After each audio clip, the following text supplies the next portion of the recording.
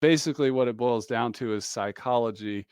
In psychology is I'm not worthy, I'm not good enough, I'm an imposter, I shouldn't be here. And it's just negative self-talk that comes in. And that's why I go back to that point about the first sale you make is to yourself. Welcome to Sales Made Easy, a podcast for business and personal growth. Join Harry Spate as he hosts sales experts and business owners who share their journeys of personal growth and business success. Now, here's your host, Harry. Hello and welcome to this live stream about overcoming the fear of being yourself online, in social media, or really anywhere online.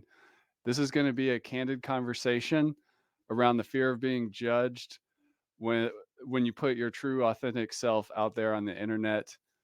I'm joined with Harry Spate from sellwithdignity.com.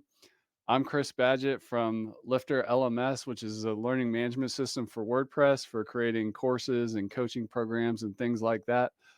I've done a lot online. I work with many thousands, tens of thousands of people who create content online. And this is an issue that doesn't come out and get discussed enough. So I'm really excited to have this conversation with you, Harry.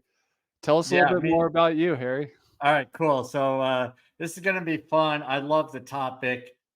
People don't often think of me as an introvert, but there is that side of me, and I actually score higher on the introversion side than the extrovert. But having been in sales and doing mission work, I've really had to just deal with the fact where I was and kind of come out of my shell, so to speak. It's like we didn't really always have these conversations about introvert and extrovert. It's like, just get out of your shell, come out of your shell more. So I slipped back to what I used to say years ago. But yeah, so what I do is I help people to grow their sales without the pushy, slimy tactics.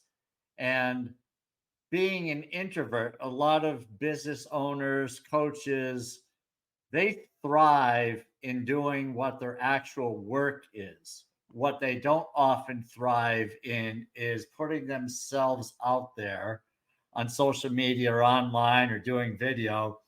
And I hear people say this quite a bit is like, I know or I know I need to do more. And they view it as like this monumental amount that they have to do, but they're virtually doing nothing today. And just a little bit will help get their real voice out there. And my belief is that that voice is what's going to draw people to them. What's your thought on that, Chris? 100%. I mean, there's this saying I heard once that your vibe attracts your tribe.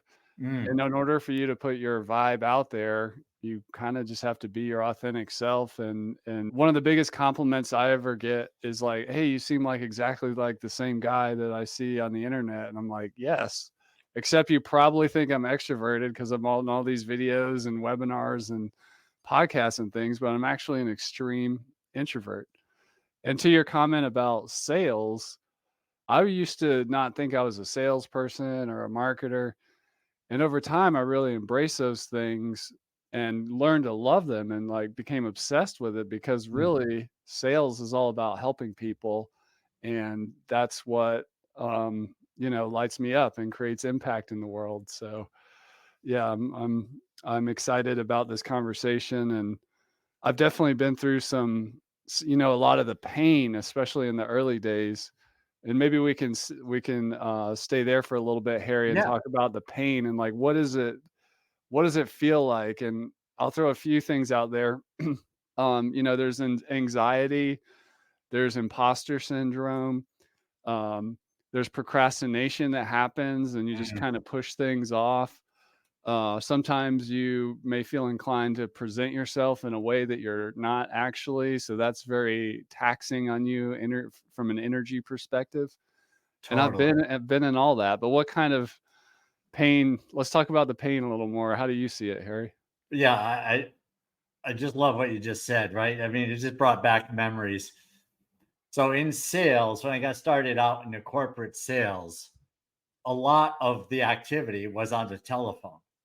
And I'm talking about when you mentioned procrastination, it's like you looked at that phone and it was just horrifying for people like me because we I'm service minded, but calling people to interrupt them and not see their faces. I mean, I was petrified of the idea of dialing and making these dials and doing it for hours on end. So, in order to succeed, though, I knew that this was something I needed to do. And, by making the first call, right? And when you're doing this daily, is that first call, and I used to joke around that I need to start a whole new territory of all the people that I called the first time in the day, because that call was 99 out of 100 times was terrible. It was me stammering and stuttering, not feeling comfortable with what I was doing, and not giving those people a real opportunity to hear how I could serve them. But you get through this. So that's just one aspect of it, is just the procrastination of it, is that I knew I needed to make phone calls, but I'm telling you how many times I got up to get a cup of coffee, how many times I had to read the script, how many times I needed to use the restroom. All of this is like, really, the reality was I just did not want to sit down and make the calls. So what about you, Chris?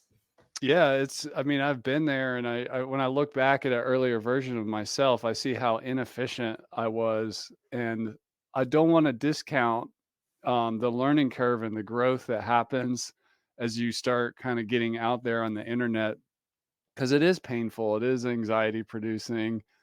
You have a fear of being judged, and people will judge you. And like old people from your former lives are gonna see stuff, and you'll it's impossible to not get negative comments or a little jab from the side from a cousin, a brother, a old friend, or whatever. One of the things, there's this key idea that really opened it up for me, which is the first sale you make is to yourself. So when you Oh, really believe in your product and your service, if that's not there, nothing else is gonna work and this problem's gonna persist. So that's like the core of it. But I remember 100%. even just making like a YouTube video in isolation alone in my house, I was super nervous. And um, I learned lots of tricks. And over time, it's just kind of like a muscle. You do it enough times, you make those calls, or you send that cold email, or you go to a conference. Like, I think the first time I went to a conference, I think about how nervous I was. And then when I go to a conference now, my nerves still get up, but it's nothing Mhm. like it used to be. And I think that's just part of the growth of, um, becoming comfortable in your own skin and your business, and being on the public stage or the court of public opinion. Yeah. Well, yeah, 100%. When you were doing these YouTube videos years ago, and I'm really impressed how you got started, or how you mentioned that you've been doing content for 10 to 15 years. And I'm thinking back, what did 15 years ago look like in 2009? It's a little bit different than today, right? There wasn't nearly as many people doing it. So, and you're a bit younger than me. So I look back and I think about the people I knew in high school, which is, 100 years ago, and that they somehow would be judging me. It's like they don't even, I mean, they haven't done any of this. And it's like, oh, they're going to think I'm an imposter or something. It's like they don't care. They've got their own lives. They have their own grandchildren, for crying out loud. What am I worried about? But you're younger and you're closer to that age bracket. So I'm curious, what was going through your mind those first times you started putting yourself out there on video? Well, I think for me specifically, I never really fit in a box. Like, there's like all these layers to the onion, and I think all people are really like that. But what happens is, and this is like a thing that happens, is people kind of have a caricature of what a person is, and they put them in a box. And you're aware of those awarenesses around you, and it's really just human nature, because the brain doesn't like to be busy and have uncertainty. So it kind of classifies somebody. This is where stereotypes come from. And then it just kind of lets the brain put that individual in that box. And when you change and you evolve a lot over time and you have lots of different interests and things that you do, um, it's really only your super close friends and your partner and whoever that really sees the layers of the onion. And even still, like, they may not see all of it. So part of it is just being okay with not being like with not being or I'm sorry, being okay with being judged, because just people do that, and its perceptions are all over the map depending upon their influences and where their ideas are coming from. So a lot of it is just about letting go and just doing you. And the other thing I find that happens a lot happened to me. I realized later in life that I was an entrepreneur, like in my 20s or something like that. And so I developed like all these new skill sets, different ways of thinking, being, starting companies, growing teams, and doing all these different things. And that's just not the same person that I was in high school. And um and that's okay. That was a snapshot in time, and I'm different now, not better or worse, just different. And people are in a constant state of becoming and evolving, right? So it's about letting go. I think that's the key. Oh my goodness. Yeah, it is. And I think of the first video that I did, it was not great. Okay. So I was looking at the video, and here I was on LinkedIn, I believe. And the question was, do I hit with my finger? Do I hit post? And, you know, I could easily have not done it. I could still be laboring over putting up my first video.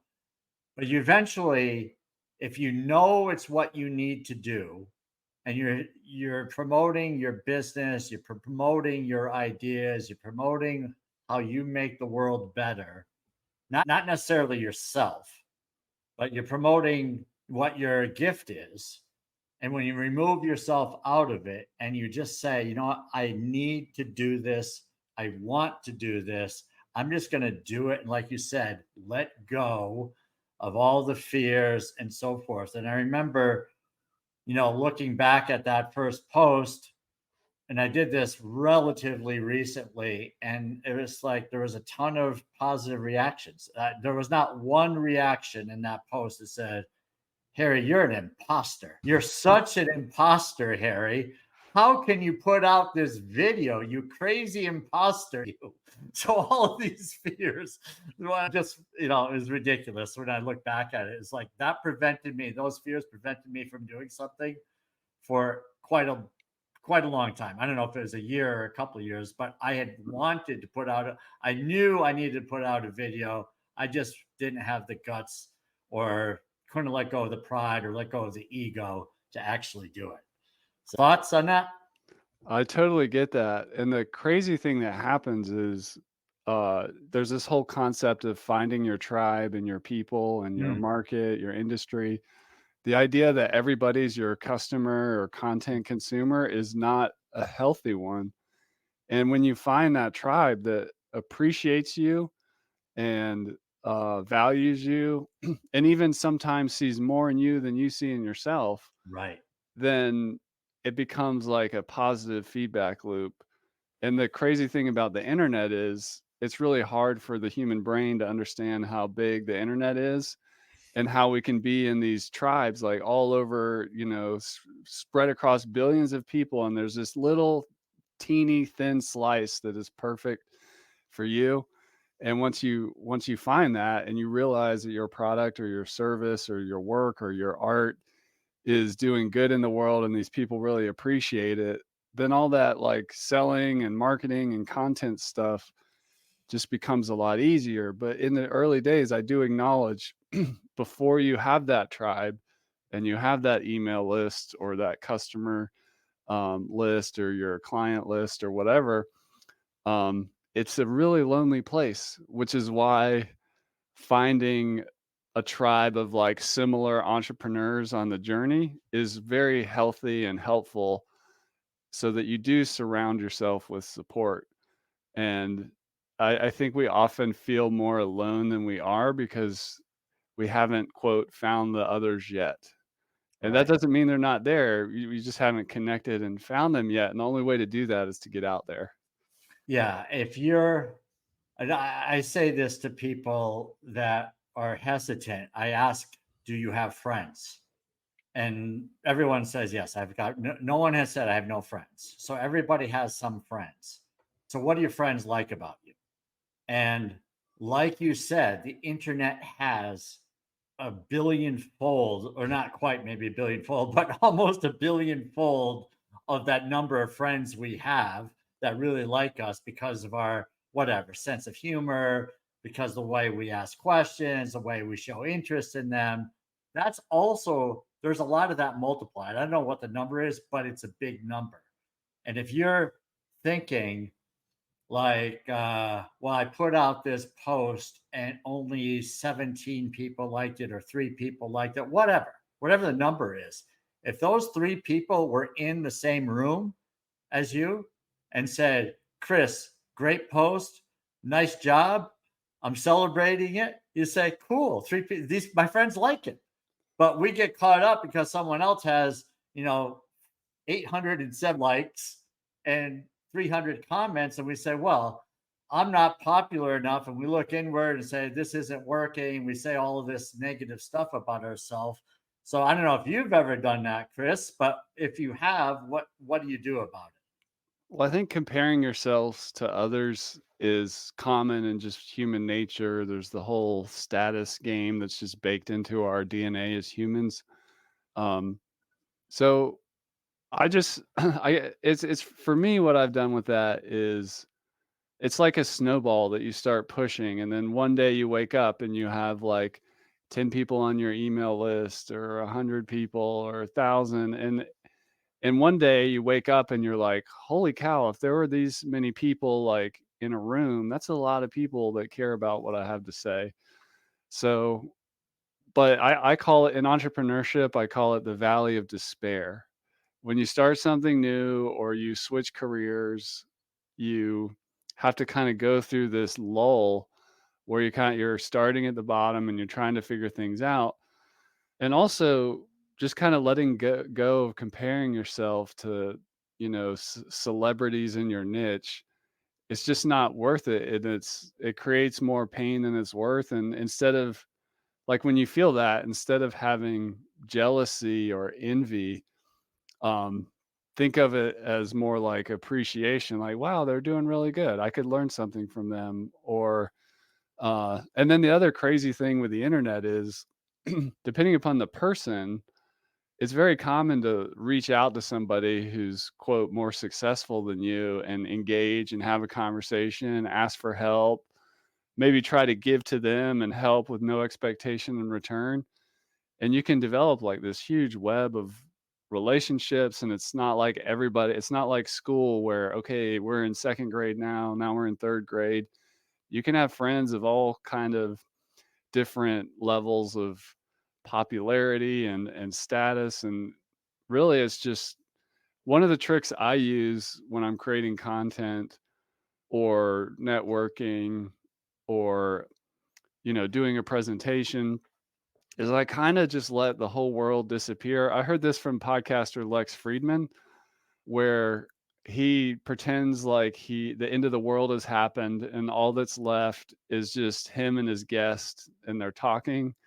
You can do that with content too, where when you're making videos for courses or whatever you're doing, content marketing, just there's this advice to just imagine like your ideal customer avatar, your perfect fit customer, give them a name, give them an identity. Maybe it's a real person, and just act like you're just talking to that one person and everything else around ceases to exist. So, and I still struggle with all this too. Like for me, I'm really good at that online because I've been doing it for over a decade, and there could be 1,000 people in the webinar or whatever, but I'm fine. put me on a stage in a room with 1,000 people in the audience, I'm still not ready for that. like I still struggle with all this stuff too. And we had a question in the chat from Hank. I just want to speak to you real quick about imposter syndrome. So what that is it's basically like when you're going on stage, whether that's on a video, on a real stage, or on your website, or wherever it is in the court of public opinion, feeling like you're not qualified to be there.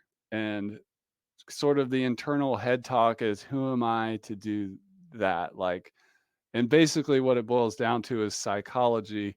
In psychology is, I'm not worthy, I'm not good enough, I'm an imposter, I shouldn't be here. And it's just negative self-talk that comes in. And that's why I go back to that point about the first sale you make is to yourself. And you don't have to be the best in the world at it. There's only one you. We're all on a growth path. So it's all about just starting and from a place of service, which I know is really hard, especially in the beginning of an entrepreneur journey when you might be focused on scarcity, like, oh, I really need this money. I'm getting behind on bills. I need clients, I need customers, I need cash flow. You can get your head in a real scarcity place. But if you can, and that's where imposter syndrome lives. But when you can get over into the abundance place and coming from a place of service, um, and I'll just tell a really short story here. Earlier in my marketing agency days, I would have like multimillionaires hiring me to do this marketing work. And I would, in like website design and development and helping them build their online platforms up. And I'm just a guy like living in Montana, without, with two young kids at home, without much money. I'm like, who am I why are these people even talking to me? I didn't really realize my value. And, over time, when you find your skills and passions and everything, people come to you. And, but if, it took me a long time to like, be like, you know what, I am pretty good at this thing. And I do care about my clients and my business. And yes, I need to make money, but let's just build some cool stuff and do it from a place of service. I think you're muted, Harry. Harry, I think you're muted. Yeah, great stuff, Chris. This idea of being an imposter. I was listening to Mel Robbins' podcast, and I compare myself to Mel Robbins. I mean, she has millions of listeners. I've got 11. Just joking. But I don't. I mean, I listen to these great podcasts. I'm not saying I'm terrible and I'm an imposter. It's just I am where I am in this journey. So I get inspiration from other podcasts, and Mel was talking about this with the imposter syndrome. And if anyone doesn't know Mel Robbins' backstory, I highly encourage you to look her up and see where she was just a little over 10 years ago. I mean, her journey from where she was in her mid 40s to mid 50s with issues with alcohol, feeling like she's purposeless, not the person she wants to becoming a best-selling author, selling millions of books. Listen to her podcast. Now she's this motivational and inspirational individual that's, to me, is phenomenal. Well, what she had on her show recently, her daughter, and her daughter is this young musician, and she went to she got invited backstage into a tent area where she could grab food and hang out with other musicians. And she had nothing recorded yet, nothing published. And so she's around all of these musicians who have recordings, who are performing live on stages, making, having fans and so forth. And she realized as she was going through this and talking to people, and she felt like such an imposter, she had an awakening moment, an aha moment, where she said, you know what? I'm not an imposter. I'm just new at doing this. And man, it puts it in perspective. When I think of, well, I'm not Zig Ziglar. I'm not you name the sales rock star, coach, author. I'm not any of those people, and I would be somewhat intimidated by them, even around them, just in the same sentence. I remember sending out my book to get endorsements, and I was just quivering or shivering. I'm not sure what the word is, but I was afraid that they would come back and say, Harry, this is terrible. What are you doing writing a book? And instead, I got these incredible endorsements from people I really look up to. And it just, that type of stuff is humanity, right? We've got to give people a chance to be good. And I think in general, the majority of them by far are. And if you look at yourself as being someone that's new in what you're doing or newer, then that's okay, because everyone had to start somewhere, and the rock stars had to start at the beginning. So yeah, that's my thought on that. What's yours? I love that. It reminds me, there's this funny thing happens too, that sometimes the better you get, the worse this problem becomes. In the way that, just a story from my past life, I used to run sled dogs in Alaska.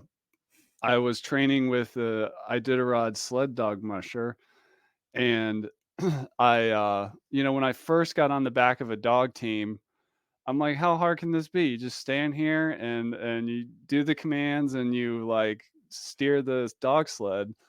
But as I got better and better, the more I realized what I didn't know, the more I could see the real skill and all the decades of training that like the top dog mushers in the field had. The more, and then I'm like sitting in a room at a race right before the race that I'm in. I'm surrounded by some of the best in the world, and I'm like, oh my god! So it can get worse. The better you get, the more humble you get. But that's part of the journey.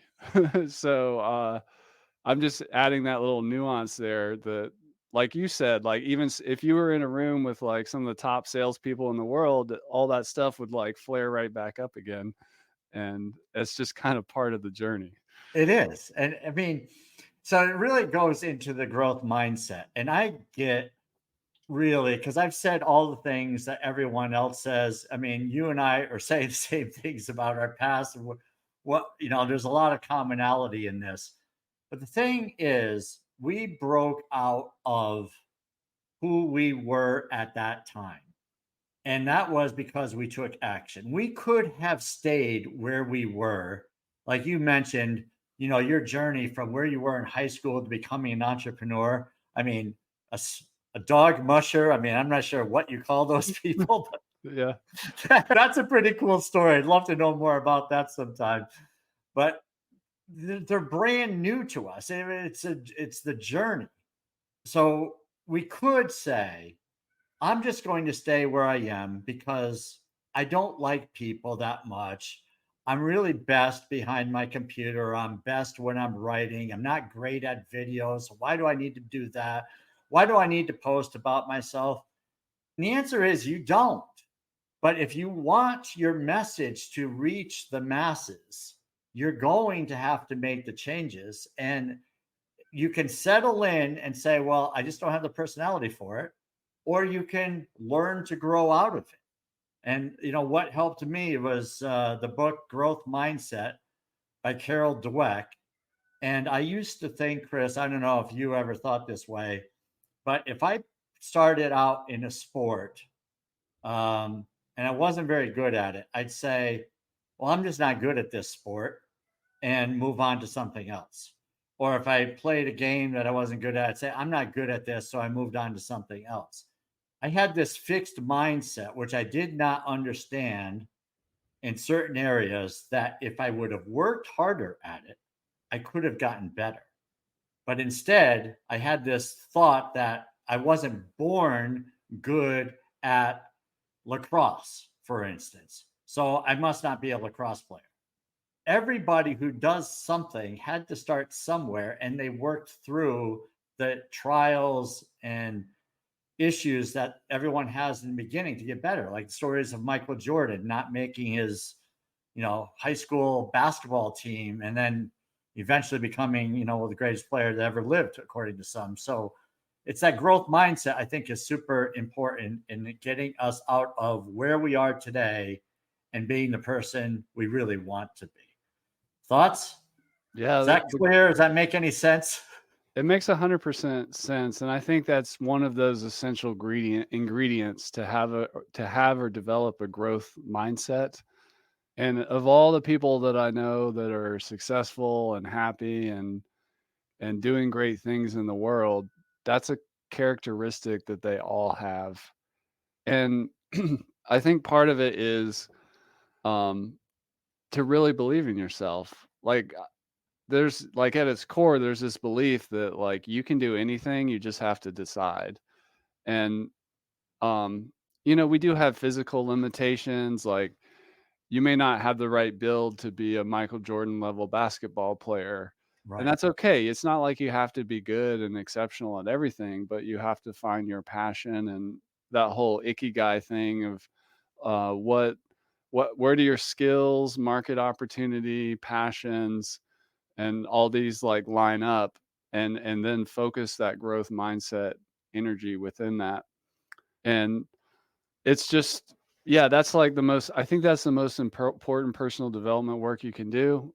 Of course, you can apply it to business, but also to your life, like to your relationships, to your health. Um, Time on this earth is limited, so like why be static? And if you're heading downhill in some regard, try to get back to static. And once you're static, try to get it pointed in the upward direction. And Margaret had a comment here I wanted to get into about Yeah. um, being judged and dealing with haters on social media or whether she mentioned in the context of being a woman getting negative comments.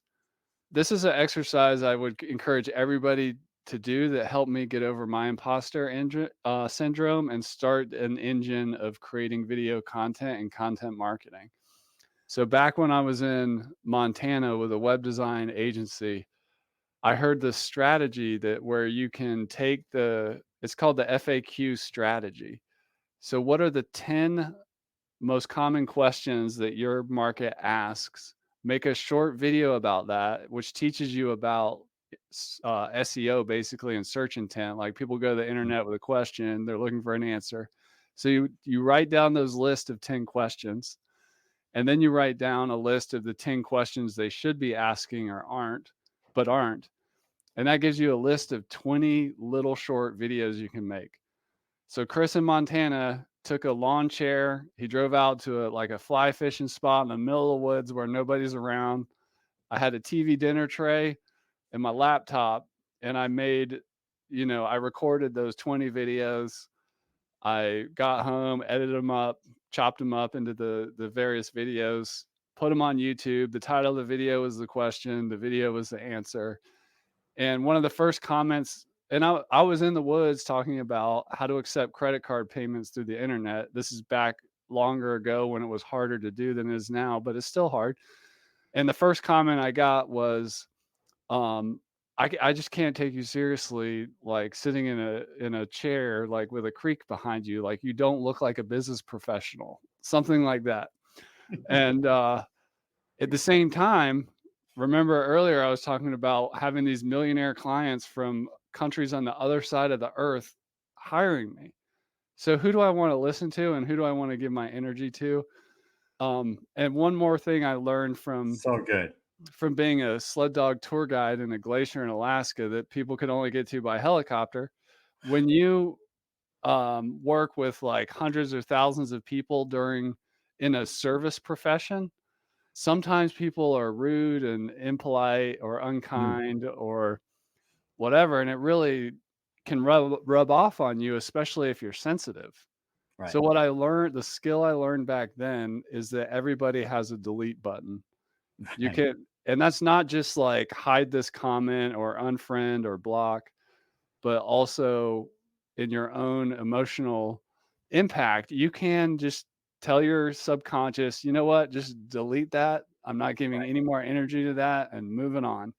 And that delete button is really powerful for because haters will come up. You will find tribe and you'll find people that like you, but you will get negative comments from friends, family, strangers on the internet.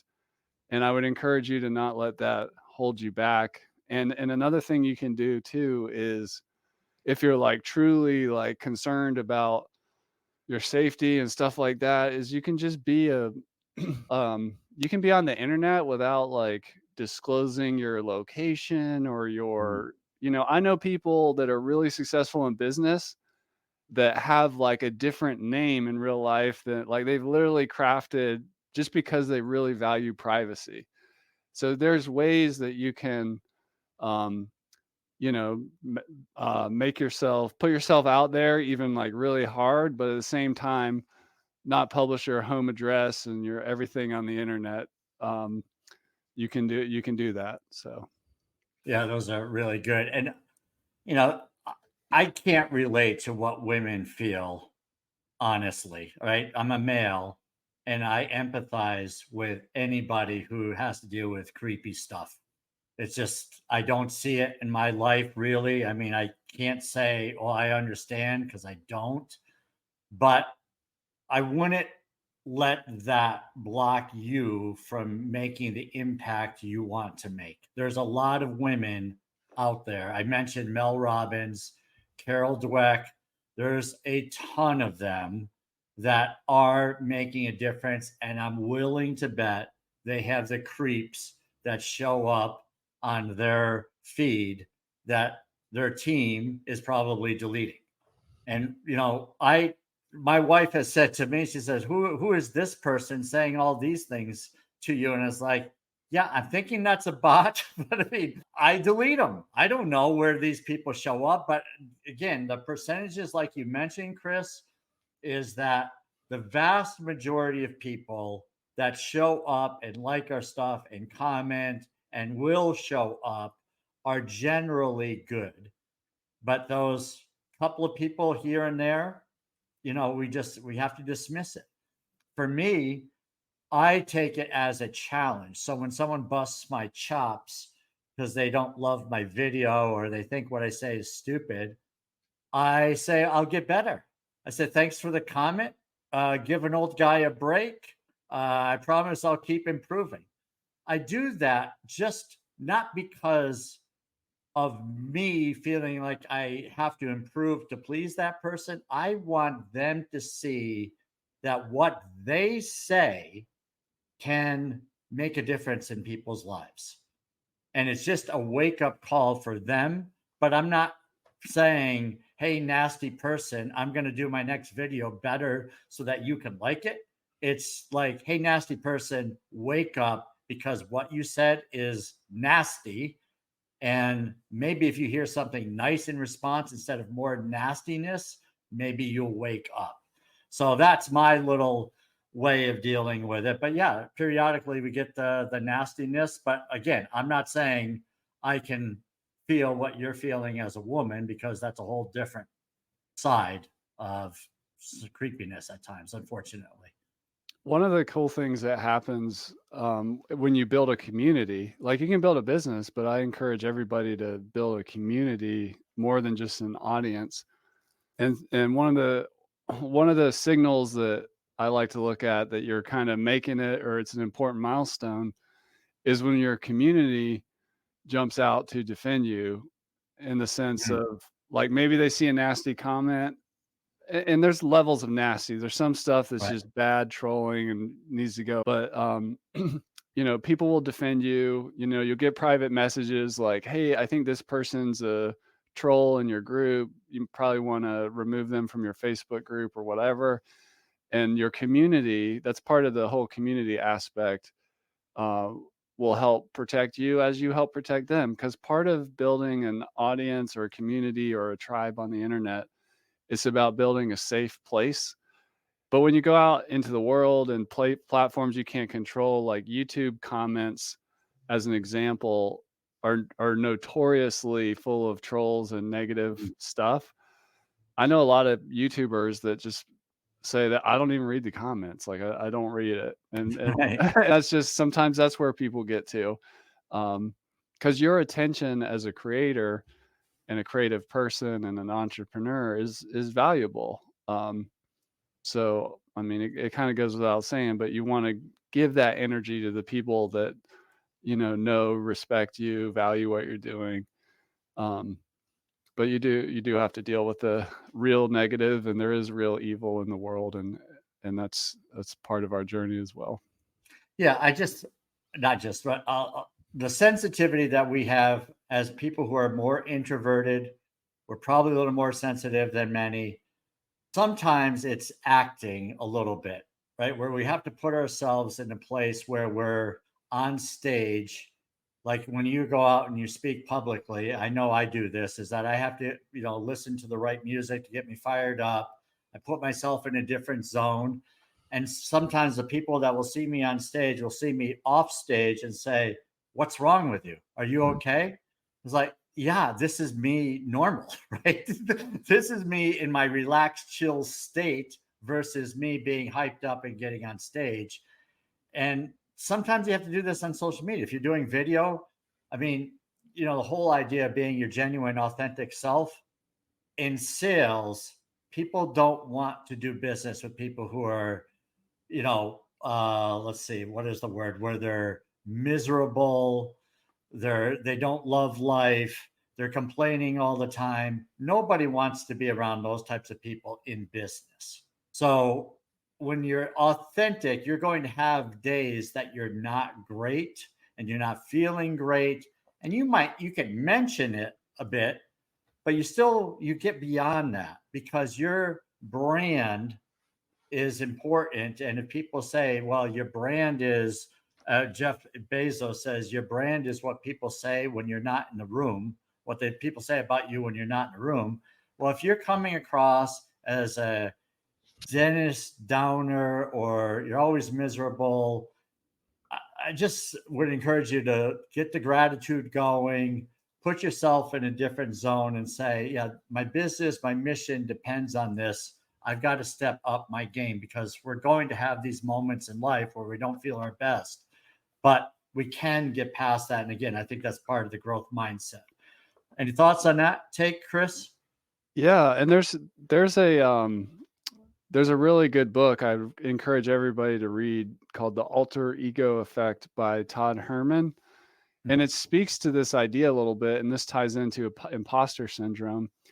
But the alter ego effect is essentially like an identity or a persona that you have when you're on stage, like at work or in your business or as a parent or as a friend.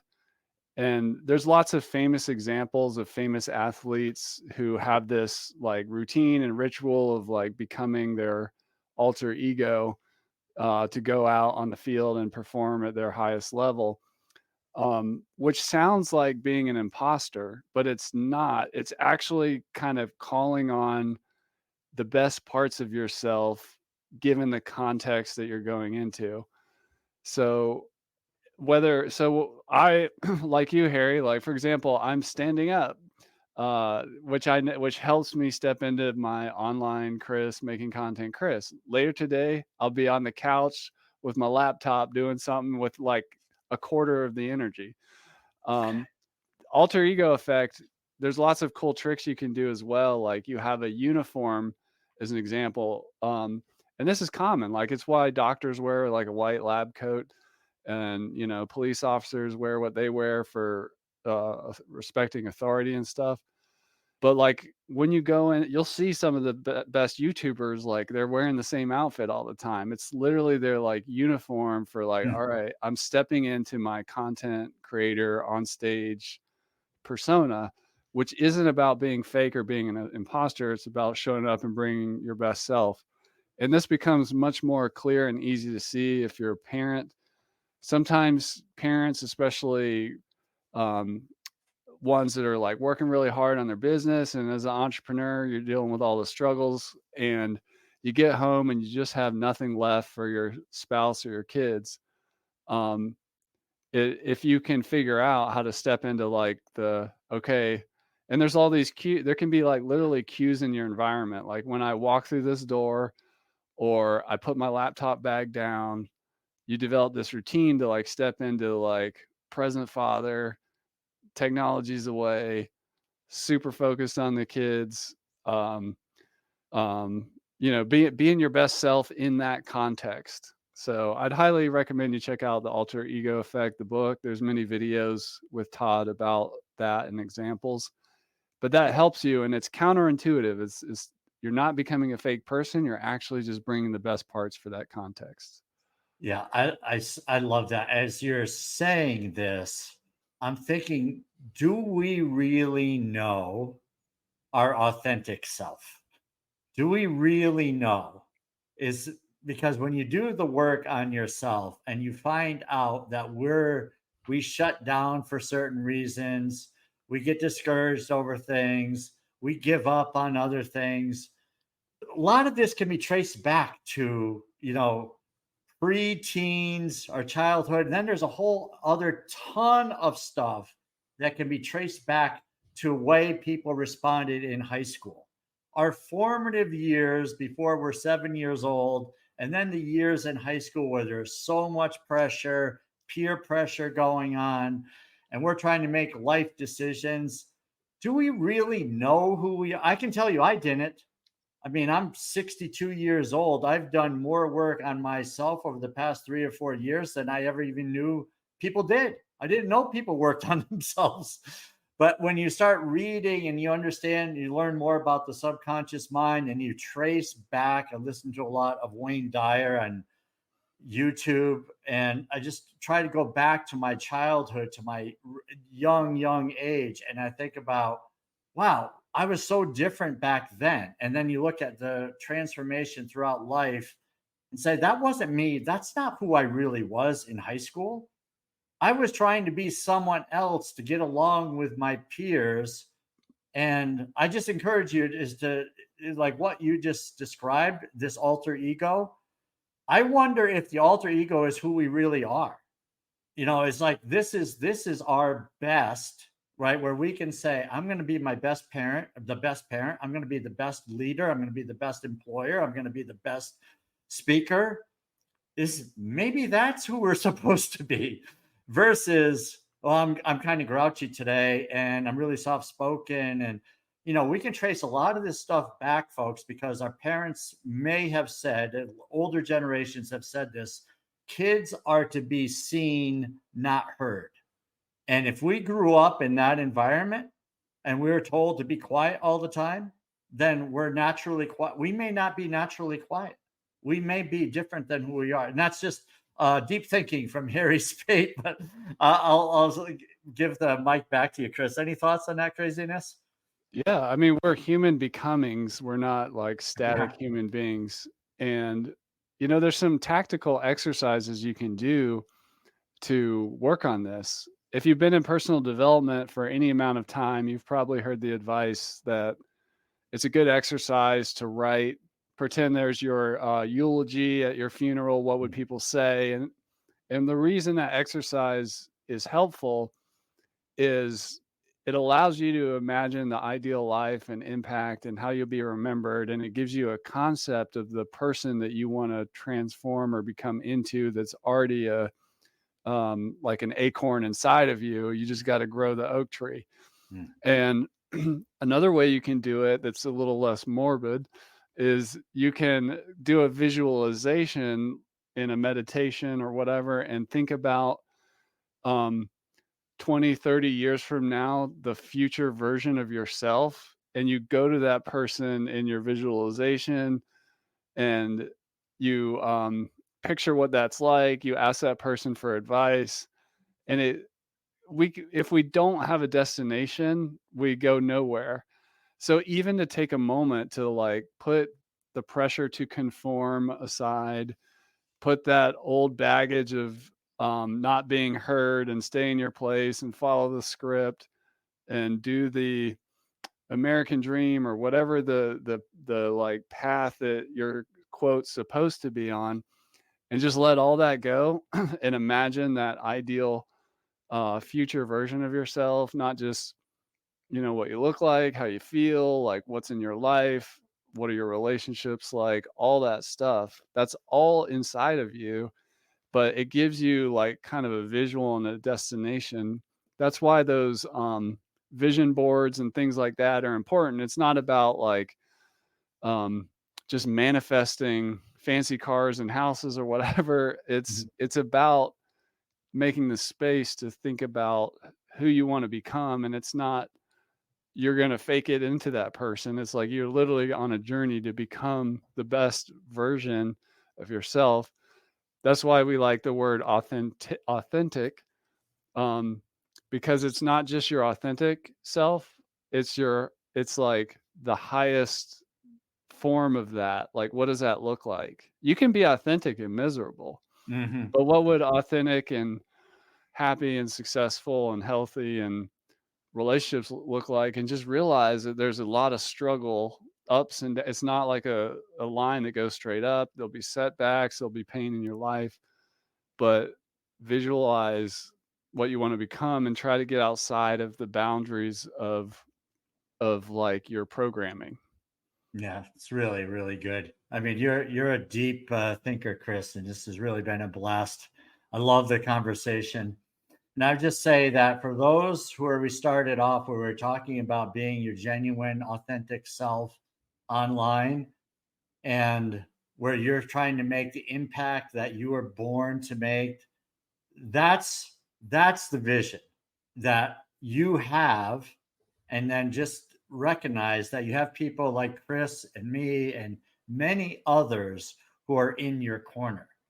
So if you're posting and you're not 100% sure that you're going to get a like, you can tag either one of us, I bet, and we're going to give you a reaction. We're going to give you a like, we'll give you a comment, because we've been there, right? So when we're tagged, we know that you're calling on us to say, hey, we need some love, we need some support here, and we're there for you on that. And you'll find that there is a big community of people. Once you show that you're stretching, getting out of your comfort zone, even if it's your alter ego and you maybe have a challenge with that, but that may be your best self. And we're just here to help you, to give you that nudge so that you can do what what you're born to do. That's my take. But this has been a blast, Chris. Yeah, I love those closing thoughts, Harry. And I just want to add this idea that we overestimate what we can do in a day, but we underestimate what we can do in a year and decades.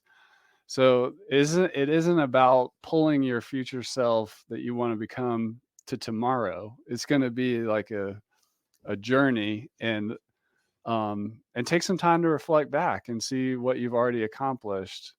Maybe getting your first paying client, launching your website, um, going through the career change, taking some risks. Like there's all kinds of little wins to celebrate along the way. So good. This has been a blast, Chris. We could go on all day, I'm sure. But this truly has been a real blessing to get together with you and have this conversation. And hopefully, a few of our listeners who joined in with the comments will have massive benefit from this. Awesome. Well, Harry, where if somebody's new to you who's watching this, where can they find out more about you? Best place is sellingwithdignity.com, and they can download a few chapters of my book and see, not just see what this is all about. Really, it's my mission is to help people in business to grow their business without the pushy, slimy, salesy tactics. So you get a free download of the book, or a few chapters anyway, at sellingwithdignity.com, the book. I would What definitely about you, Chris? Where can people find more of your brilliance? I just want to say sales is a super skill. Like it's super important, and learning from somebody like Harry, learning the real deal, the holistic view, the introverted, non-pushy way it's a skill that everybody needs. Thank you. I'm really easy to connect with on the internet. You can find me on Twitter at Chris Badgett. My software is called Lifter LMS, which is a learning management system. So if you're creating courses, coaching programs, or a membership site, that kind of thing, that's what Lifter LMS is. We have a super powerful free version. So you can literally get started for free, and you can find all that at lifterlms.com. I want to thank everybody for coming. Thanks for those of you who are here live. engaging in the chat. We really appreciate you. Thanks for dropping those comments. It means a lot. This is a little different type of content than we do, but I just want to say this is like that piece where we're working with you as peers on the journey together. And, this is part of the community and that whole tribe aspect of surround yourself with positive people and have that growth mindset. With that, thank you for coming. Thank you, Harry. And I hope you all have a great rest of your day. It's been great.